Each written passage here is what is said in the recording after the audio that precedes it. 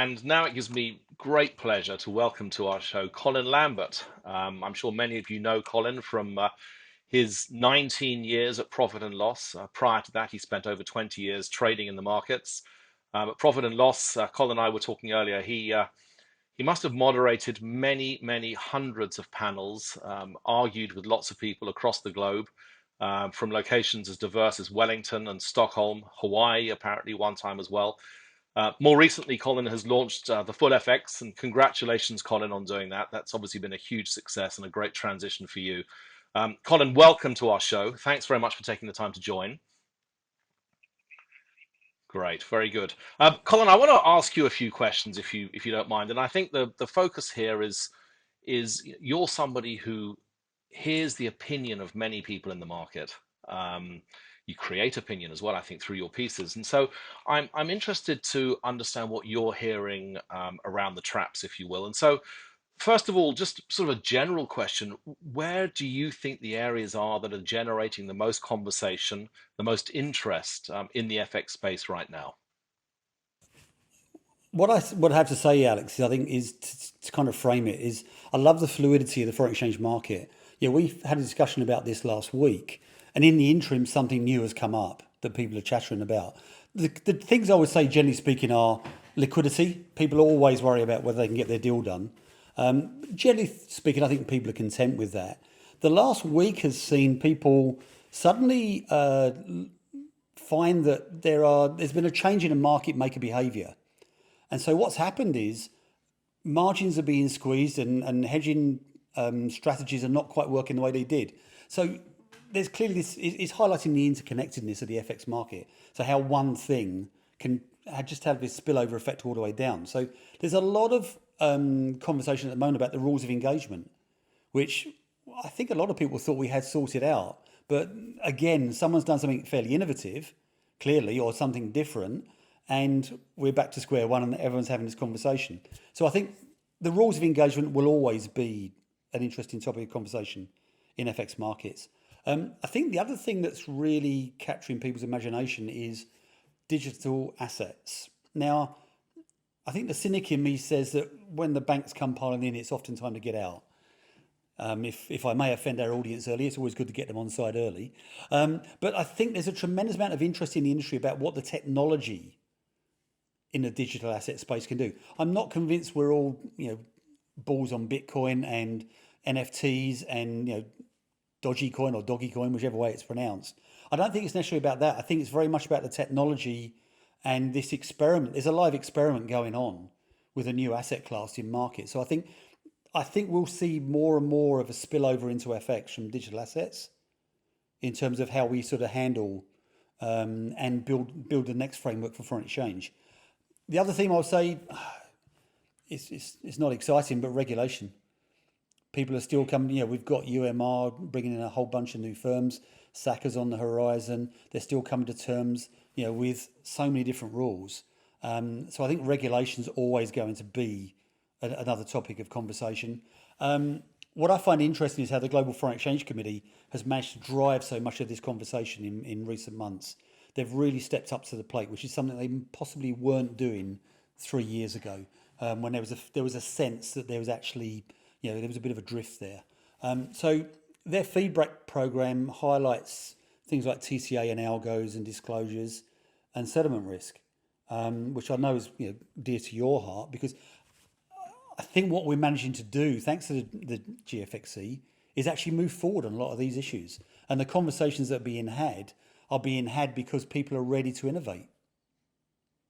Yeah, that's interesting. The whole GFXC feedback process is one that I think is going on right now, isn't it? And it goes on for the yeah, yeah. And I know that Baton actually has also been involved in providing some feedback as part of that process. It'll be interesting to see what comes out of that. And obviously, our interest, to a very large degree, is based around how best to mitigate settlement risk, what technologies can be used. We've argued for a while that we've presented for a while that there are, the technology exists, and I think people sort of know that it exists. It's a question of sort of just moving forward. So, a question for you then, as we think about that, settlement risk it was mitigated to a really material extent, 20 odd years ago with the introduction of CLS, which has sort of grown a little bit since then. But it is still an issue in the market. And I guess the question for you is, you know, why is it still an issue? How's it been allowed to still be an issue? And what will it take for the really big guys, for the major firms to get on the front foot and find a solution or implement a solution? I think the key reason why it hasn't been dealt with more than it should have been is the fact that it's not about a client facing function at face value. Obviously, the benefits will knock on down to clients. But if the mantra of all institutions is the client is at the center of everything we do. That means that when you're looking at structural solutions, that it's very hard to differentiate yourself in. They come into focus every decade or so. If you go back to, I guess, the turn of the century, the banks kind of had to be dragged to the table over electronic trading platforms that enable customers to have the same access they did. There's innovation out there, so it's to be expected that this will try and give them an edge with their customers. Settlement struggles to, I think, get oxygen in that argument. I don't think there'll be particularly big moves on it this year. I mean, I think the firms are looking at the infrastructure, and they probably want a clear leader to emerge, which I think is a lesson from the turn of the century as well with the multi-dealer platforms. It costs some banks quite a lot of money when they back the wrong horse. So they I want was to back part the of that winner. process. Yeah. Yes. I can go back far enough to EBS, when EBS launched as well. So there's always this fear of how it works. I think in terms of there's probably the bridge to your second question is, I actually think that whilst we can be satisfied with CLS, I think there's a degree of complacency about how well it works for the industry. And I think, the BIS surprised a lot of people outside of the central bank circle by highlighting this in their 2019 triennial survey. It literally was from left field. We don't talk settlement risk, we're talking trading volumes here. Why are they suddenly thrown out settlement risk? And that got a lot of people's attention because that was frankly a flag to the industry that the authorities want something doing about this. And they produced some very, very compelling data behind it, as you're aware, that actually said, and that again made people sit up and stare.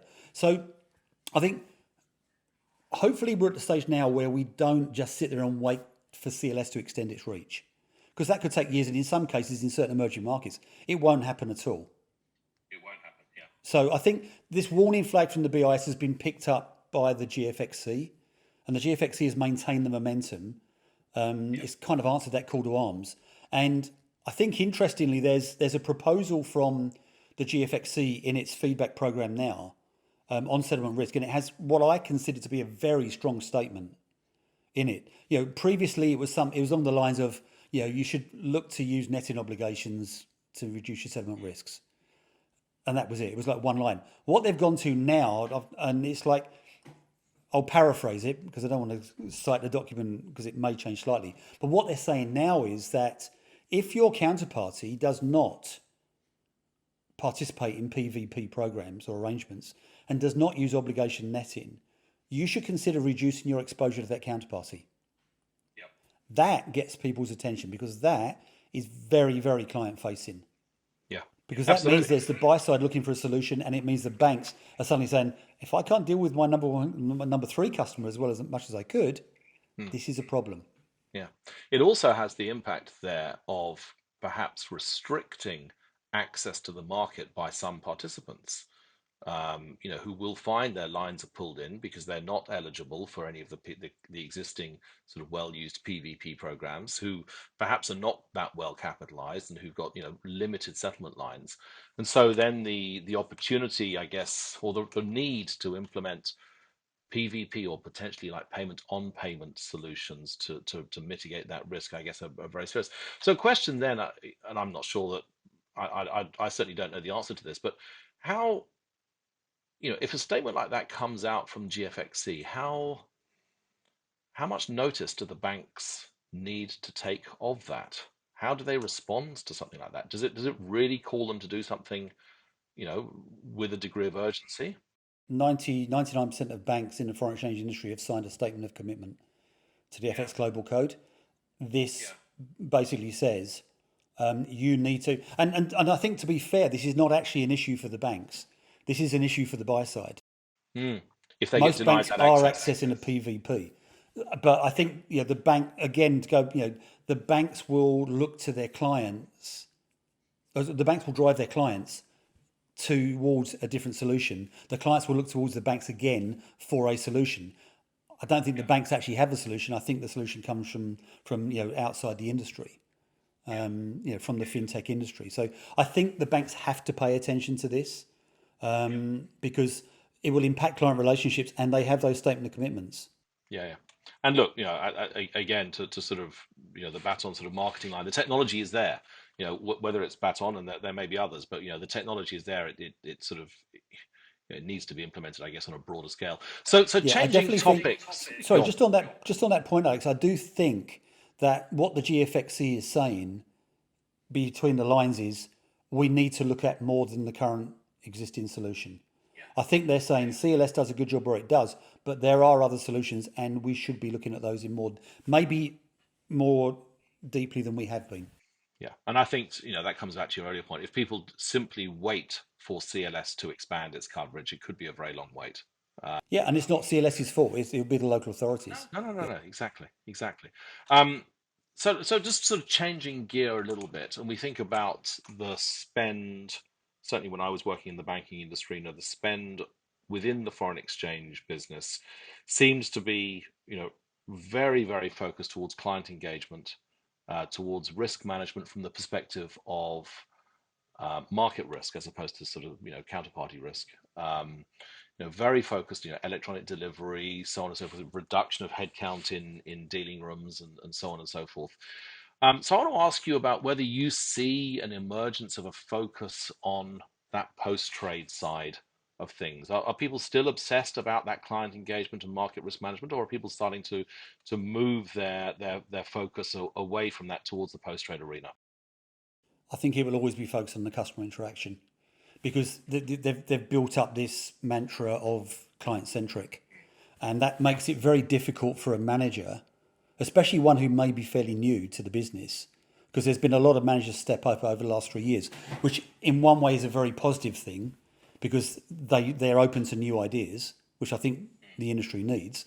But the negative is it takes a very brave manager to now turn around and say, okay, we're actually going to invest a chunk of our hard-earned technology investment dollars in a post-trade solution that will not obviously benefit our client relationships. So I think there will always be that customer interaction, and I think also, the risk management.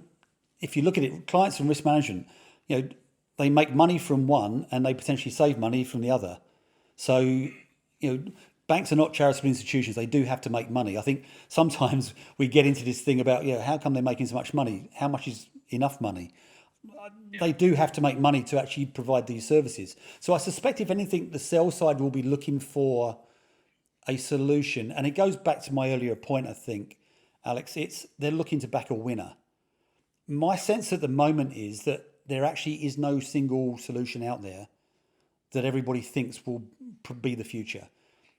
My sense is that they'll be looking at 3 or 4 different aspects of post trade, and they'll be looking to seamlessly connect those.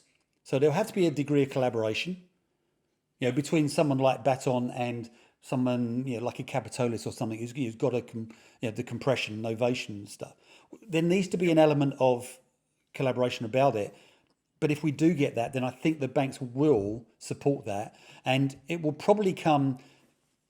Utilities are a hard word because I think we can both agree utilities have not really been particularly successful in foreign exchange in terms of efficiency.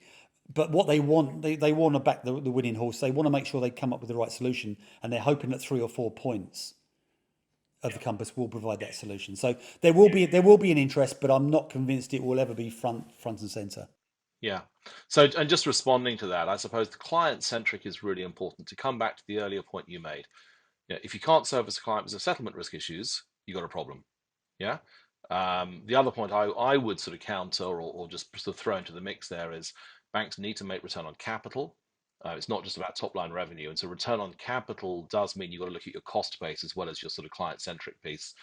And I suppose yeah, those points I think are sort of, we find are important parts of the conversation. Very interesting. I'm going to finish off, Colin, with one final question. Quick, I know you always do this in your conferences when you're moderating. Prediction for the year ahead. What do you think? Um, okay, FX swaps. There'll be a lot more automation in FX swaps. I think it will have ramifications elsewhere as well. This will increase the focus on whether we clear these products.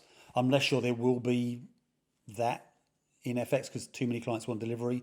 But I do think that the automation of FX swaps, that leads into your point. I think capital optimization will be a big thing in this world. And an automated swaps market can help that as well because it just delivers more data to the post trade, which can get into the feedback loop back to the pre trade. So I think we're heading in that direction. That they would be the two key themes for me. What I would say is, to end on a note of optimism. 15 months ago, I was in London going around the banks, literally the week before COVID really struck the UK, and they were all excited about the budgets they've been given for their innovation on their platforms.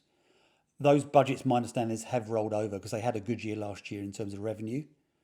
So I think actually the good news is that there's actually dollars available, investment dollars available to back innovation in FX. So I think it might not be 21, it might be 2022, but I think we are about to go through a new innovation cycle in FX. And look, we're certainly seeing, I think, appetite for those conversations with the major firms right now. So I would concur with that. Colin, it's been an absolute pleasure. Thank you so much for taking the time to join us, and hope to Thanks see for you inviting me, somewhere Alex. in the flesh again sometime soon. Thanks a That lot. will be nice. Thank you. Bye bye, Colin.